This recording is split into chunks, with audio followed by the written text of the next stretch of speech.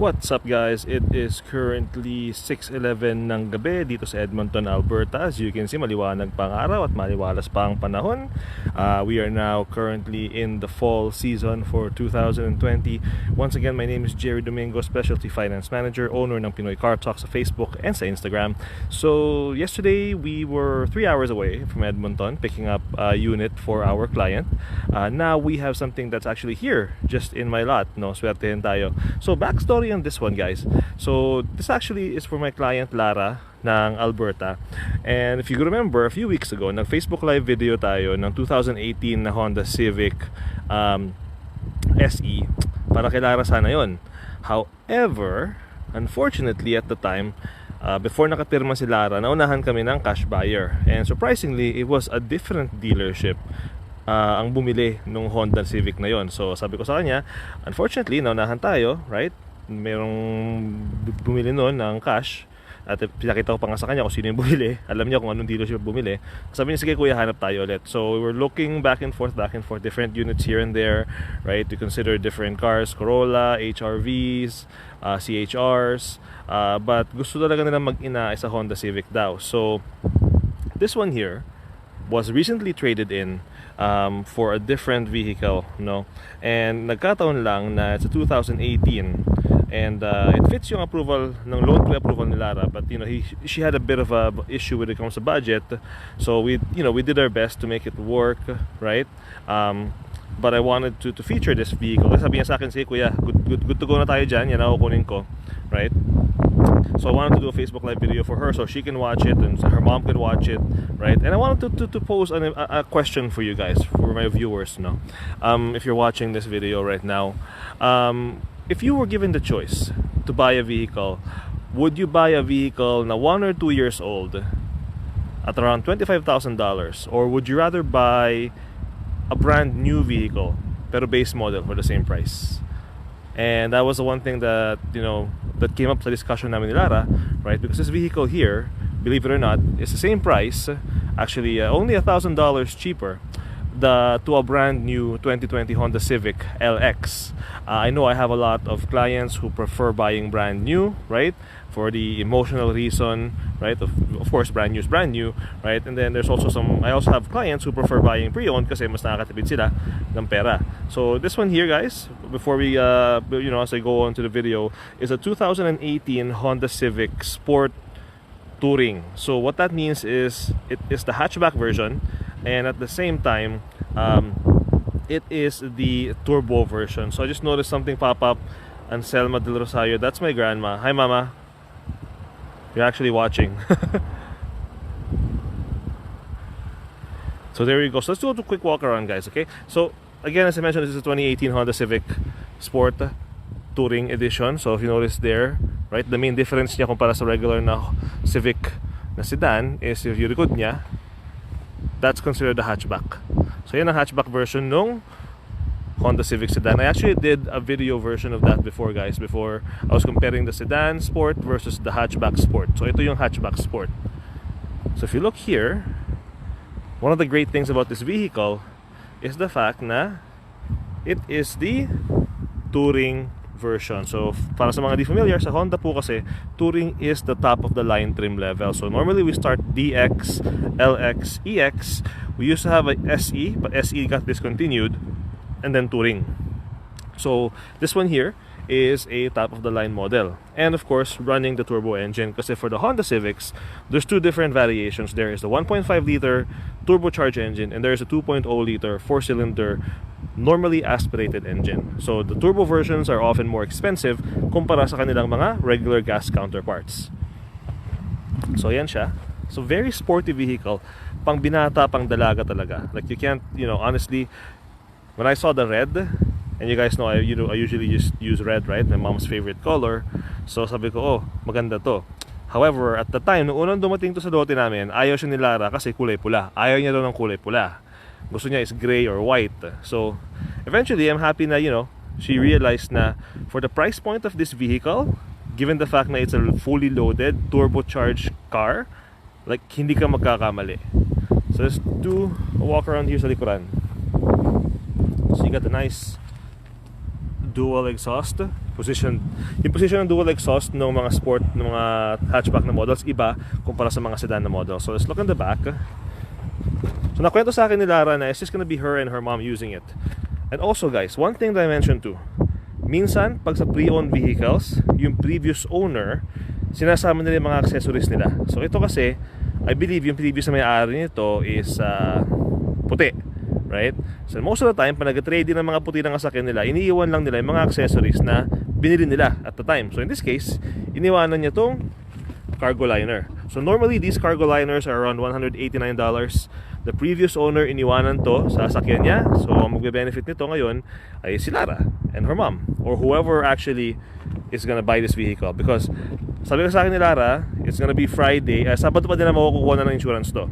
So if there's anybody watching this right now and gusto mo tong sasakyan na to, you have until Saturday. Because Saturday, I told Lara, hindi ako hihingi ng deposito sa'yo. I'm gonna do my best para hindi mabenta sa iba to. But Saturday, kailangan kunin mo na. Kasi if not, I have to sell it to somebody else. So if, again, just to be fair to everybody, if merong nanonood ngayon na interesado sa sasakyan na to, let me know. You have until Saturday to decide kung gusto mo tong coaching to, or else, you know, I'm gonna honor my word. Sabi ko nga kay Lara, I'm gonna hold it for her until then. Okay? So as you can see, yan siya. Ayan po yung kanyang backup camera. So let's look sa driver's side. It's passenger side, sorry. So given that it is the touring trim, you can see there, leather yung interior niya. Again, vehicles like this are perfect para sa mga binata at saka dalaga. Pero kung sabihin natin meron ka ng car seat, you can see medyo masikip na, diba? So other thing too, previous owner iniwanan yung weather mats. It's good. Hindi na kailangan gumastos si Lara para dyan. There's two heated seats dito sa likuran. Oops, dito tsaka sa kabila. Let's go on the driver's side. Driver's side here, you got your power driver seats. Again, the nice black perforated leather with the white stitching. Let's go inside. Kilometer wise, 46,470 as of today. Yan ang kanyang setup dito. So as you can see there, I already marked it as sold for Lara. So this one here, given the fact that it is the touring trim level, this is the top of the line version namin, it does have the built-in GPS. On the lower trim levels po kasi wala siyang kasamang GPS. You also have the push button start. You have your adaptive cruise control over here. You have your lane departure warning over there. You have the rear cross traffic alert. Now, with all the higher trim level Civics, you have the side camera. So walang blind spot monitors yung Civic nito. It has the side mirror camera. So you press this button here. Makikita mo yung nasa right side mo, which I think is very handy, no?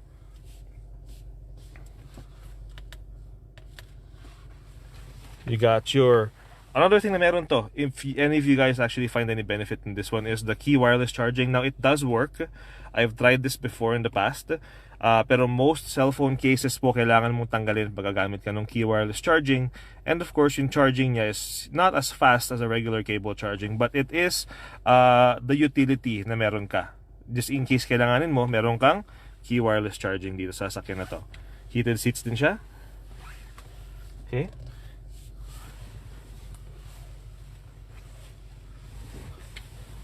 So, not bad, right? Yun yung kanyang middle console. Now, just like all the higher trim level Hondas, this one has the built-in remote starter already. So, hindi na siya gagastos ng extra. So, let us put this thing back. So, reverse. Ayan ang kanyang backup camera. So, 3 different angles. You can change it.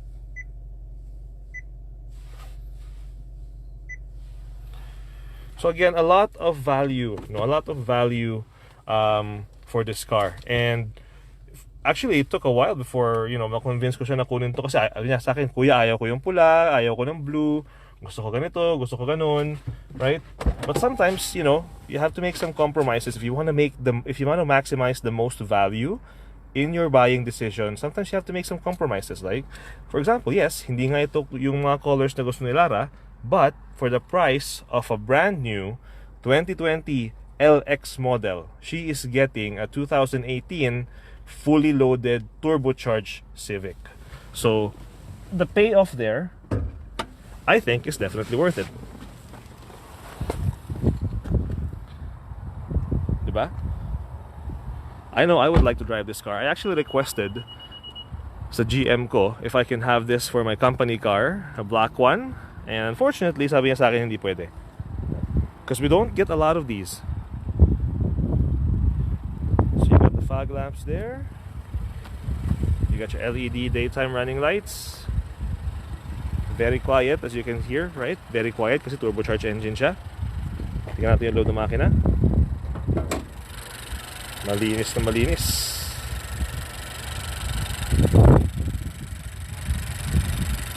There you go.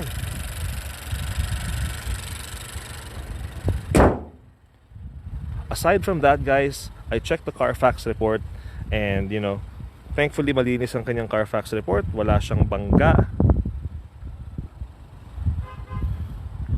See? Ang ganda, di ba? So, that being said, Lara and her mom, that's what I meant. I hope ito na yung sasakyan that's gonna be your family vehicle for you guys.